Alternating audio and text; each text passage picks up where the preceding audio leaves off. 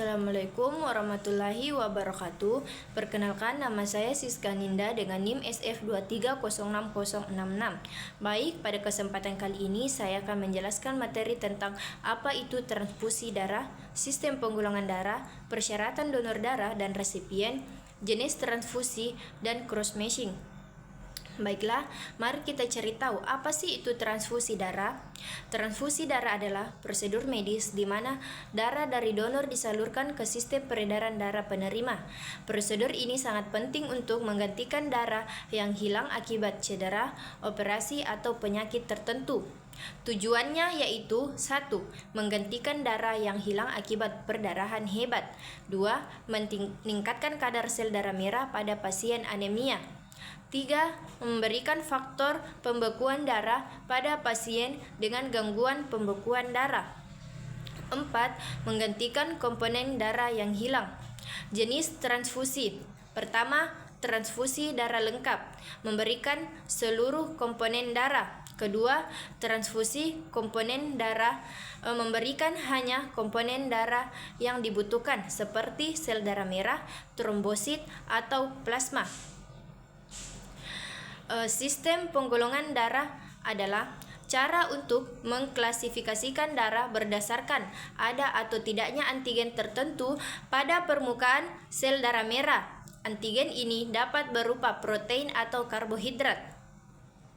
Ada beberapa sistem penggolongan darah, tetapi yang paling umum adalah sistem ABO. Sistem ini membagi darah menjadi 4 golongan utama, A, B, AB, dan O. Berikut adalah persyaratan umum donor dan resipien yang dapat bervariasi tergantung pada jenis donor, darah, organ, dan lain-lain.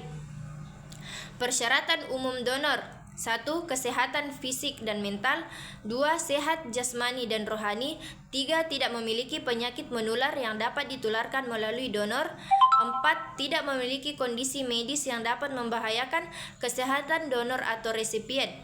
Berikut penjelasan mengenai jenis transfusi dan cross-matching.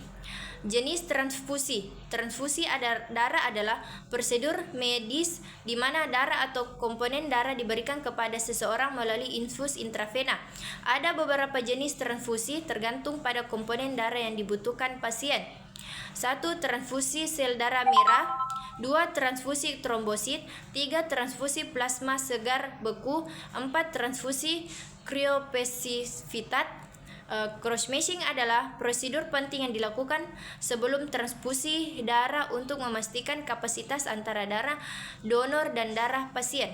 Tujuannya adalah untuk mencegah reaksi transfusi hemolitik, yaitu reaksi imun yang terjadi ketika antibodi pasien menyerang sel darah merah donor.